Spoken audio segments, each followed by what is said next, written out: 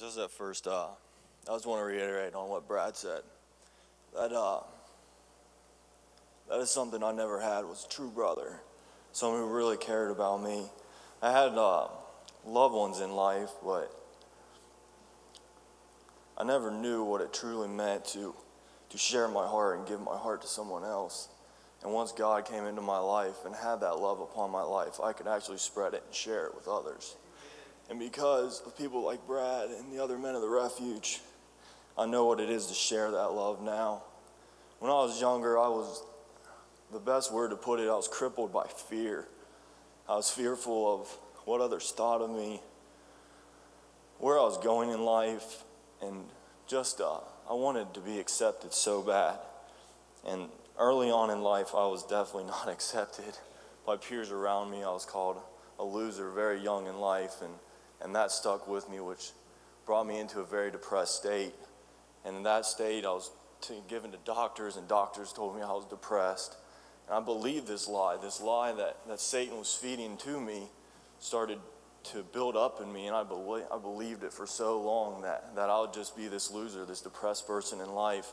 And it created this giant hole in me that I needed to be filled, and I couldn't find it. So I went searching. At first, I started to self-mutilate. I'd cut on myself. I would do anything to hurt myself to try to fill this hole, and it wouldn't work. After that, I went to sex, and that didn't help. But when I started having premarital sex, I got a girl pregnant very, very young, which led to an abortion, which led to miscarriages, and I know today, by the grace of God, my two children are sitting up there next to him on the throne. After that, I turned to drugs, and there on it was a downhill spiral. Drugs, I thought, was filling me. I had this false sense of joy upon my life, that I was accepted by people, but it was the wrong people that I was being accepted by. I love the party life, I'm not going to lie. Satan makes it, he disguises your eyes, and he makes these things of the world so beautiful to us, but he disguises it so much that we don't realize what it's really doing to us and the people around you. And as I was using drugs, I was using my family. I was tearing them down. I'd steal from them. I'd use them till they were dry and just throw them away like they were meaningless to me. I hated this life. I hated where I was going. And eventually, these drugs had just taken over everything in my life. My wife, which I love to death, that I still have, and God has blessed me so much that she is still in my life. All the time. A very vivid memory I've had with her that I've been able to accept because of God's forgiveness in my life is just one time she was pregnant, and I was drunk and high like usual. And I actually took myself so low as to hit her.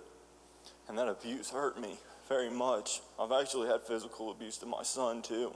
He has physical scars from it, which hurt. But God leaves these scars in my life to remind me where he's brought me from and where I'm going in life. That now I have a purpose. I have a drive. That I am accepted.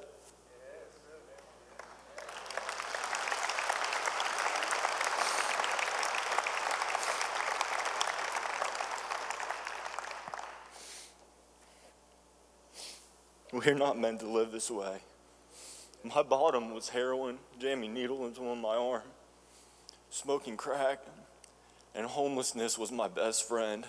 I was living in tents and homeless shelters, and it was to the point where I just wanted to die, but I was so crippled by fear I couldn't even kill myself.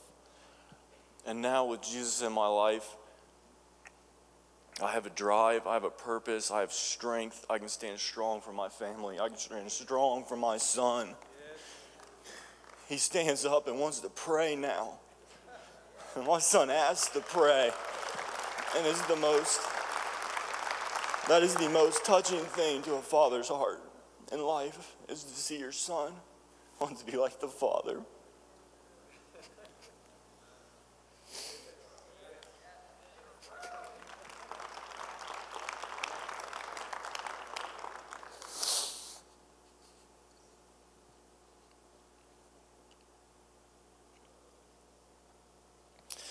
Jesus Christ is the only way.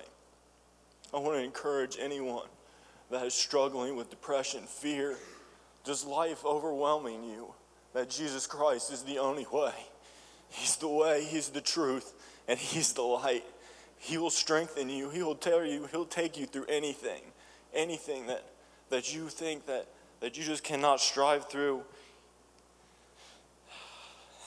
He is my all, He is everything, and He can be your all and everything.